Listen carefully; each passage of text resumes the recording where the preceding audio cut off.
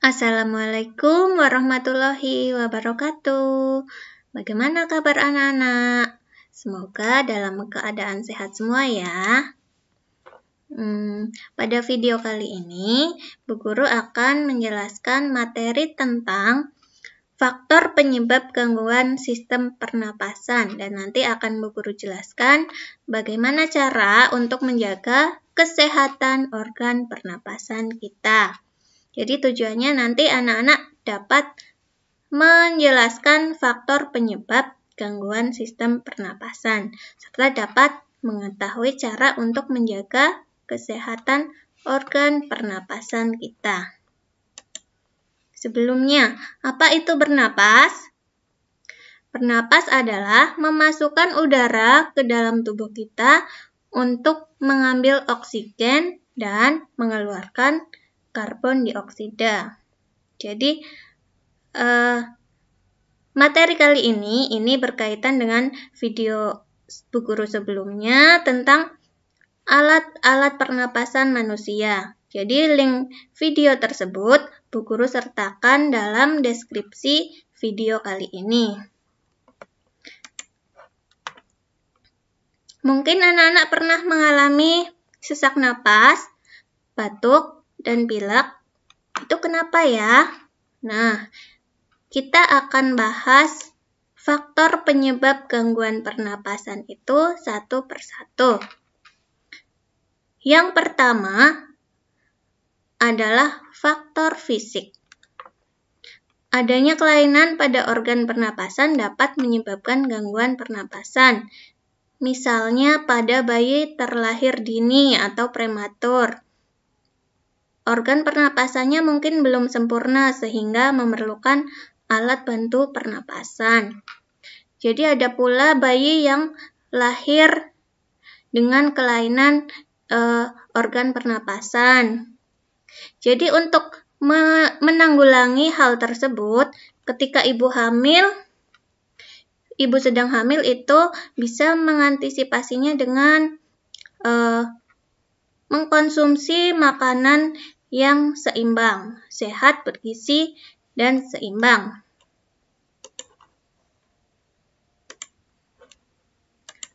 Selanjutnya adalah faktor lingkungan. Kita bernafas untuk menghirup oksigen. Lingkungan kotor, asap kendaraan, asap pabrik, dan asap rokok mencemari udara. Jadi, udara yang bersih itu udara yang tidak tercemari oleh asap kendaraan, oleh asap pabrik, dan asap rokok. Udara yang tercemar menyebabkan ketersediaan oksigen menipis sehingga kita merasa sesak saat bernapas. Jadi, udara yang bersih itu segar karena banyak mengandung oksigen. Ada perbedaan antara udara di kota dan di pedesaan. Jika di kota itu banyak asap kendaraan bermotor dan pabrik. Sementara di desa itu masih banyak pepohonan dan kendaraan bermotornya itu masih jarang. Jadi udaranya itu masih bersih. Selanjutnya, faktor yang ketiga adalah faktor penyakit. Macam-macam penyakit pada sistem pernapasan. Yang pertama adalah emfisema, merupakan penyakit pada paru-paru. Paru-paru mengalami pembengkakan karena pembuluh darah pada paru-paru kemasukan udara. Gejala utamanya adalah sesak napas. Sesak napas yang hebat karena terjadi penyempitan pada saluran napas. Karena kantung udara di paru-paru menggelembung secara berlebihan dan mengalami kerusakan. Penyebabnya karena polusi udara dan zat berbahaya dalam asap rokok. Pengobatannya dengan cara gaya hidup sehat dan minum obat. Selanjutnya adalah asma. Asma merupakan kelainan berupa penyumbatan saluran pernapasan yang disebabkan oleh alergi, seperti debu, bulu, ataupun rambut atau tekanan psikologi. Jadi, asma bisa juga karena tekanan psikologi ya. Dan cara pengobatannya dengan inhaler. Gejala awal penyakit asma berupa batuk, terutama pada malam atau dini hari. Sesak napas, dan sesak napas yang berbunyi terdengar jika pasien menghembuskan napasnya. Kemudian yang keempat, rasa berat di dada. Dan kelima, dahaknya sulit keluar. Jadi ini ada gambar saluran napas yang normal. Dan ketika mengalami asma, saluran napasnya ini tersumbat. Jadi penderitanya mengalami sesak napas. Dalam perkembangannya, pasien berpenyakit asma dapat mengalami gejala berat. Gejala berat adalah keadaan gawat darurat yang mengancam jiwa. Gejala berat asma meliputi serangan batuk hebat, jadi batuknya lebih parah dari yang sebelumnya. Kemudian sesak napas yang berat, nafasnya sampai tersengal-sengal, sampai seperti itu. Kemudian sianosis atau kulit kebiruan yang dimulai dari sekitar mulut. Kelima, sulit tidur. Jadi posisi tidur yang nyaman adalah dalam keadaan duduk. Dan yang keenam, kesadaran menurun. Selanjutnya, penyakit bronkitis adalah gangguan pada cabang batang tenggorokan akibat infeksi. Gejalanya adalah penderita mengalami demam dan menghasilkan lendir yang menyumbat batang tenggorokan. Akibatnya, penderita mengalami sesak napas. Jadi, ini bronkus normal, tidak tersumbat. Jadi, nafasnya enak gitu ya. Dan ini penyakit bronkis, dia mengalami infeksi dan mengeluarkan lendir. Lendir ini menyumbat batang tenggorokan, jadi mengalami sesak napas. Kemudian cara pengobatannya adalah dengan istirahat yang cukup, makan makanan yang bergizi, dan minum obat.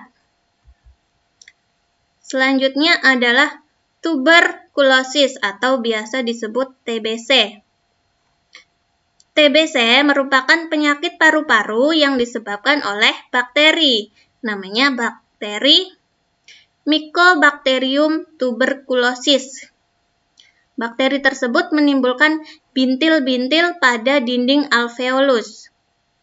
Jika penyakit ini menyerang dan dibiarkan semakin luas, dapat menyebabkan sel-sel paru-paru mati. Jadi awalnya infeksi awal ini muncul flek pada bagian paru-paru, ini masih berupa flek. Kemudian flek mulai berubah menjadi lubang.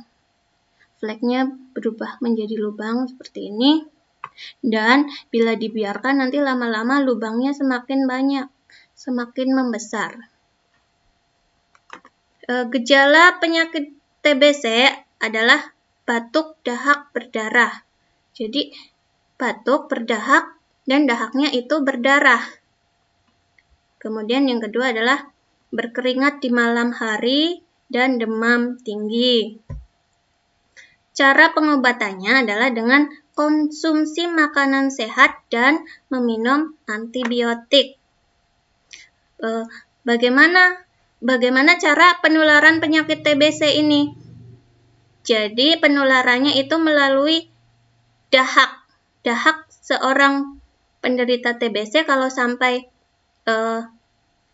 terkena atau kita sampai terkena dahak dari penderita TBC, itu kita bisa tertular. Jadi misalnya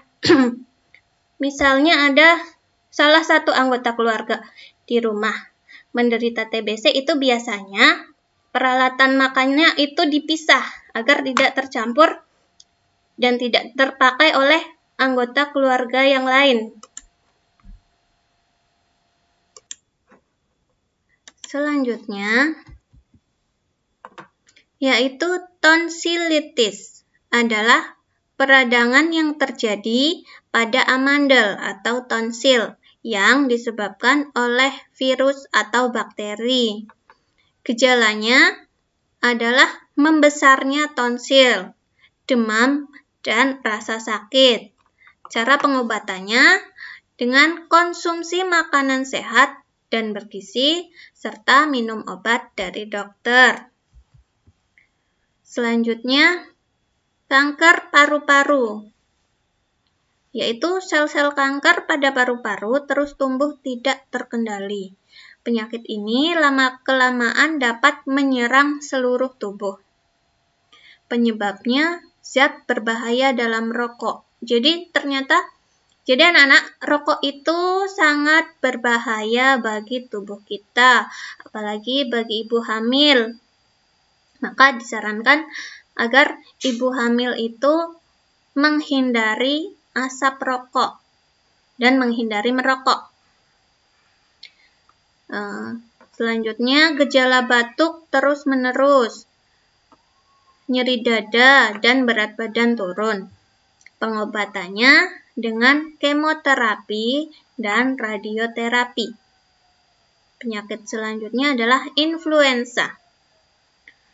Merupakan penyakit yang disebabkan oleh virus influenza. Penyakit ini timbul dengan gejala bersin-bersin, demam, dan pilek. Cara pengobatannya dengan istirahat yang cukup, makan makanan bergizi, dan minum obat. Kemudian penyakit selanjutnya adalah pneumonia, yaitu radang paru-paru. Merupakan sebuah penyakit pada paru-paru di mana alveolus atau alveoli yang bertanggung jawab menyerap oksigen itu mengalami peradangan dan terisi oleh cairan. Jadi di alveolus itu mengalami peradangan sehingga terisi oleh cairan. Radang paru-paru ini disebabkan oleh beberapa penyebab, termasuk infeksi oleh bakteri, virus, jamur, atau pasilan, yaitu parasit. Gejalanya berupa batuk berdarah, sesak nafas, demam tinggi. Pengobatannya dengan vaksin. Nah, yang sedang kita alami ini, pandemi virus corona, itu berarti termasuk pada penyakit akibat faktor penyakit. Faktor penyakit karena disebabkan oleh virus.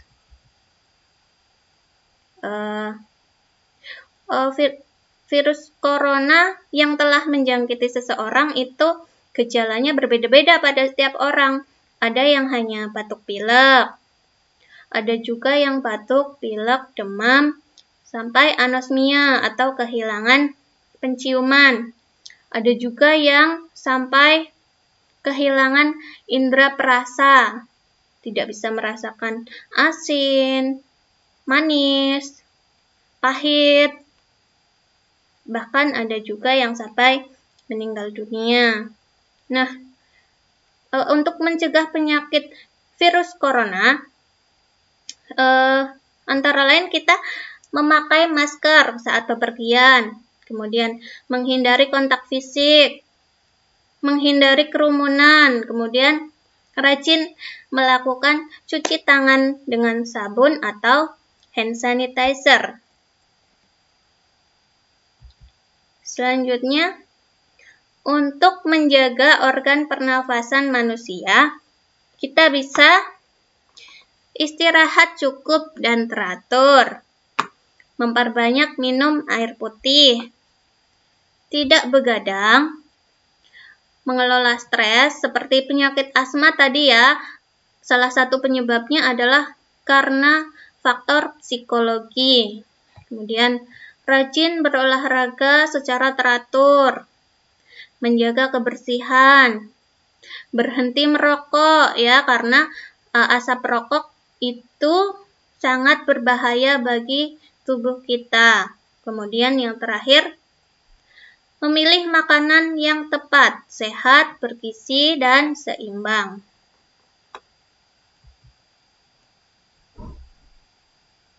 Jadi kesimpulannya,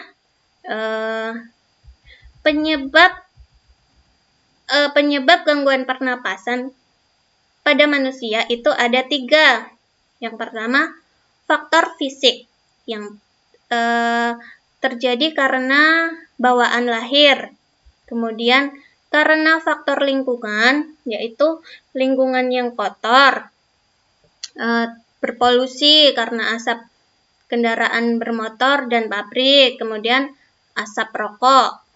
Dan faktor yang ketiga adalah faktor penyakit yang disebabkan oleh antara lain oleh bakteri dan virus. Kemudian tugas untuk anak-anak hari Senin adalah membuat bagan sederhana tentang penyebab gangguan pernapasan. Contohnya seperti ini. Penyebab gangguan pernafasan, faktor fisik adalah cacat bawaan, adanya kelainan pada alat pernapasan. Faktor penyakit ya, yang seperti influenza, asma, dan lain-lain. Kemudian faktor yang ketiga, faktor lingkungan. Lingkungan yang kotor, berpolusi, asap kendaraan, asap rokok, gitu. Kemudian tugas untuk hari Kamis, anak-anak menyebutkan macam-macam penyakit pernapasan. Demikian materi dari Bu Guru.